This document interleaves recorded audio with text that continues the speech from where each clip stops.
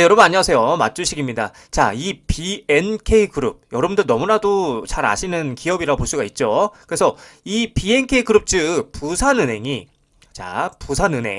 부산은행이 대략 1,500억의 돈을 지키려고 발버둥을 치고 있는 상황에서 어떻게 해서든 간에 이 금양을 살려내려고 자금 조달을 해주기 위한 시나리오를 만들고 있어요, 지금. 그죠? 뭐 가지각기 여러 가지의 상황들을 만들면서 시나리오를 만들어 가고 있는데, 어떤 식으로 이 시나리오를 그려가고 있는지에 대해서 좀 여러분들에게 소개시켜 드리려고 합니다. 관련돼서 대응 방법과 어떠한 이슈들이 있는지 함께 살펴보도록 하겠습니다. 자, 이 금양 같은 경우에는 거의 30영업일 가량 거래가 어떻게 됐다, 정지가 되어 있는 상황이고, 그래서 이 거래를 다시 한번 재개를 하려고 지금 여러 가지 시나리오를 만들어 가고 있는데, 그 시나리오에 대해서 좀 살펴보자면, 자, 뉴스를 보게 되시면 대외 악재에 따른 BNK의 먹구름이 꼈다라고 지금 얘기를 하고 있죠.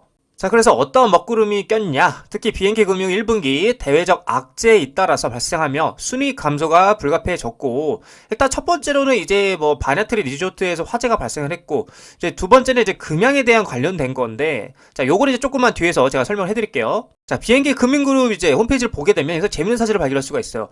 BNK의 산하에 있는 은행이 어디냐? 이 부산은행이었다라는 거예요. 그러니까 그 말은 무슨 말이냐? 이 BNK 부산은행이 손해를 보는 순간, 대출을 해주는 순간 이 금융그룹이 당연히 손해를 본다라는 거예요. 산하은행이니까. 자, 그래서 지금 이렇게 말을 해주고 있는데, 금융권에 따르면 BNK 금융의 금양에 대한 익스포저는 시설자금이 1,200억 원이고요. 운전자금 대출이 80억 원, 뭐 유산스 등 무역 관련 외화 등으로 해서 200억 원 등 총 1,480억 원으로 뭐가 된다? 추산이 된다라는 거예요. 그러니까 거의 뭐 1,500억 가까이 지금 된다라고 얘기를 하고 있는 거죠. 그렇다 보니까 지금 뭐 부산은행도 난리지만 여기에서 메인이 어디예요? BNK그룹이잖아요. BNK그룹. 여기가 더 난리가 난 거지. 그래서 이 사태에 대해서 어떻게든 지금 해결을 하려고 어떻게 노력을 하고 있냐? 이렇게 얘기를 하고 있는데, BNK금융그룹 관계자는 이날 주가 하락은 미 상호 관세 영향이 결정적이었다라고 이런 식으로 뭐 얘기를 하면서, 결국에 이제 금양 관련은 심사부에서 관리하고 있고요. 금양 측과 접촉을 해서 경영 정상화의 방안에 대해서 의견을 나누고 있다고 얘기를 했습니다. 지금 여기서 정상화에 대한 이 부분이 굉장히 중요한데, 자, 그러면 이 의견을 나누고 있다라는 것은 다시 말하면 자금 조달이라고 볼 수가 있겠죠. 큰 그림으로 보면은 자금 조달을 추가적으로 어떻게 해줄 것이냐, 어떻게 명분을 만들 것이냐라가 제일 중요한 거야. 그래서 이런 것들에 대해서 지금 논의를 하고 있다라고 볼 수가 있는 건데, 왜냐면 지금 현재 대출 금액이 여러분들 거의 1,500억 원이잖아요. 그쵸? 거의 1,500억 원인데 기장 공장의 지금 준공률이 대략 90% 정도 여러분들 준공이 됐어요. 그럼 나머지 10% 정도가 남았겠죠, 완공을 하려면. 그러면 추가적으로 자금 조달을 해주었을 때 이 자금으로 어디에 동부건설 지금 진행하고 있는 이 동부건설에 300억 정도 남은 거죠. 자금을 주고, 그 다음에 기장 공장 준공을 통해서 배터리를 생산을 하게 되겠죠. 배터리를 생산을 하게 되면 정상적인 이제 경영을 하고 거기에 대해서 매출이 발생하게 될 겁니다. 우리 지금 3조 계약 따는 거 있잖아. 3조 계약. 그쵸? 그럼 무조건 당연히 매출이 어마어마하게 들어오겠죠. 그때서야 이제 이 BNK 즉 부산은행이 자금을 회수할 수 있는 상황이 된다라는 거예요. 일단은 결국에는 기장공장 완공에 대해서 의견을 나누고 있다고 보면 돼요. 가장 중요한 건 자금 조달이겠죠. 근데 이 자금 조달을 막 해줄 수는 없잖아. 지금 여러 가지 악재들이 있기 때문에 명분을 만들어야 될 거 아니야. 명분을. 악재가 있으면 그 악재에 대해서 해소를 해줘야 그 다음에 이제 자금 조달을 해주던가 말던가 할 거 아니에요. 자, 그래서 이 지금 24만 소액주주님들의 운명이 달려있는 이 상황에서 어떠한 의견을 나누냐. 아무래도 이제 가장 팩트적인 부분은 이 부분이겠죠. 이 부분. 금양이 몽골 리튬 광산에 투자하는 과정에서 실제 문제가 없이, 이거 중요하죠. 문제가 없이 투자를 했는지, 진행을 했는지, 그리고 자금을 빼돌렸는지, 이거 굉장히 중요합니다. 자금을 빼돌렸는지 등을 살펴보는 것으로 알려졌다.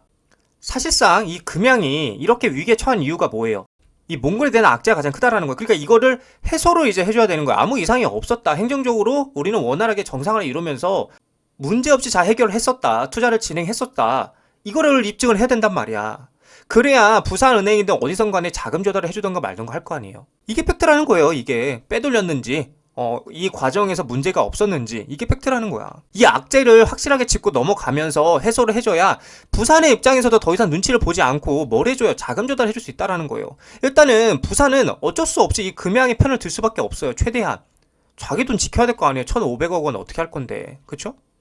자, 그래서 우리 20만 투자자분들에게 저는 걱정하지 마시라 말씀드리고 싶고요. 어차피 이 금양의 부산 2공장은 올해 준공 계획에 변함은 없을 겁니다. 결국에는 자금 조달은 이루어질 거예요.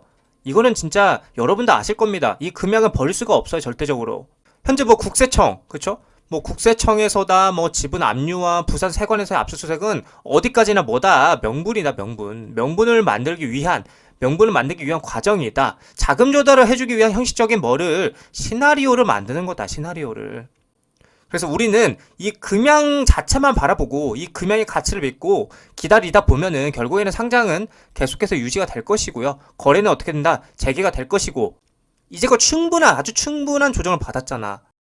그렇기 때문에 더 큰 상승이 나와줄 것이고, 세계적인 이제 2차전지 기업인 만큼 거기에 걸맞게 주가는 계속해서 우상향을 할 것이다. 자리를 찾아갈 것이다. 그래서 우리 24만 투자자분들께서 걱정하지 마시라고 저는 자신있게 말씀을 드리고 싶습니다. 자, 이 금양 현재 이제 거래가 정지가 되어 있는 상태이기 때문에 차트가 따로 움직이고 있지는 않죠. 그래서 지금 만약에 이제 거래가 다시 재개가 된다라고 했을 때는 중요한 부분은 이 2만 원에서 2만 5천 원짜리의 돌파 여부가 중요하다. 그래서 여기를 만약에 이렇게 돌파해주고 이 위에 안착을 해준다라면 여기서 계속 비비적 거리다가 다시 한번 이 5만 원 위에까지 상승이 나와줄 가능성이 크고, 만약에 이제 여기 윗구간을 박스권 윗구간을 돌파하지 못하고 윗꼬리가 계속 이렇게 달리면서 떨어지게 된다라면 다시 한번 이 바닥 리테스트를 하러 떨어질 가능성이 크다라는 걸 여러분들 참고해 주시면 좋을 것 같습니다.